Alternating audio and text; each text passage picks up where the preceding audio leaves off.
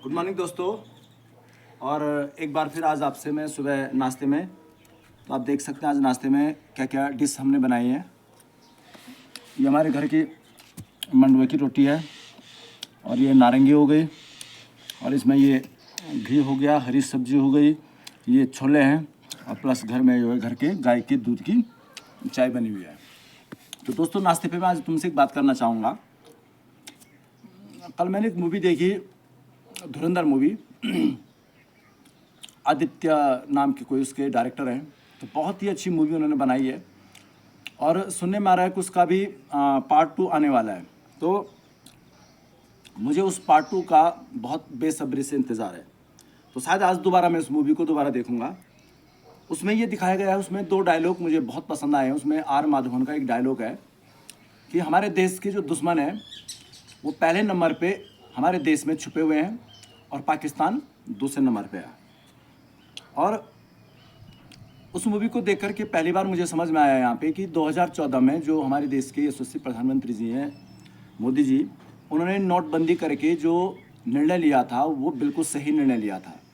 उस मूवी में ये दिखाया गया है किस तरह से उस समय की हमारी जो गवर्नमेंट थी, पिछली गवर्नमेंट, उस समय रहे मंत्री हो गए, उन्होंने जो 500-500 हज़ार के जो नोट होते हैं उनके बनाने वाली जो प्लेट्स होती हैं, वो किस तरह से उन्होंने पाकिस्तान में, उन्होंने जो विदेशी जो ताकतें होती हैं जो भारत को तोड़ने की कोशिश करते हैं, उनके हाथों में उन्होंने उनको बेचा था। और किस तरह से एक बहुत बड़ा जो पाकिस्तान में लगातार जो हमारे देश की जो नकली नोट भी नहीं कहेंगे हम, वो बिल्कुल असली नोट वहाँ से बन के आते थे, और हमारे देश की इकोनॉमी को तोड़ने के और हमारे देश की सुरक्षा को ख़त्म करने की जिस तरह से उसमें खिलवाड़ किया गया था।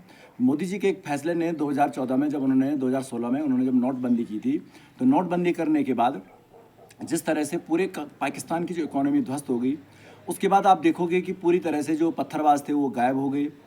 और जो लोग कहते थे कि मोदी जी का ये फैसला गलत है, एक्चुअली में कहीं ना कहीं उन लोगों को अंदर ही अंदर एक पीड़ा थी, एक दर्द था कि हमारे जो रहनुमा थे उनकी कमर कहीं ना कहीं जो है हमारे देश की सरकार ने तोड़ा है। और उसमें एक डायलॉग और है जो बहुत पसंद है, वही आर माधवन, जिन्होंने उसमें अजीत डोभाल का जो किरदार उन्होंने निभाया वहाँ पे, तो उनका जो डायलॉग था यही था कि कभी ना कभी हमारे देश में एक राष्ट्रवादी सरकार आएगी और वो देश के हित के लिए फैसले लेगी। तो निश्चित तौर पे मूवी बहुत ज़बरदस्त है, बहुत बढ़िया मूवी है। मैं चाहता हूँ हर स्कूल के, मैं बच्चों को ये मूवी, स्कूल में अगर प्रोजेक्टर वगैरह है तो बच्चों को दिखाई जानी चाहिए। तो बहुत ही बढ़िया मूवी है, आप ज़रूर देखिए। उसमें रहमान डकैत का जो किरदार अक्षय खन्ना ने किया है, बहुत ही गजब का किरदार है, बार बार देखने का उसका रोल को मन करता है। तो सोचा नाश्ते पे थोड़ा सा आप लोगों से बात कर दूं। तो धुरंधर मूवी बहुत ज़बरदस्त मूवी है, बहुत ज़्यादा उसमें वायलेंस है। तो कई लोग इससे भी चिढ़ रहे हैं कि इतना ज़्यादा वायलेंस क्यों है। तो सुनने में आ रहा है जो उसका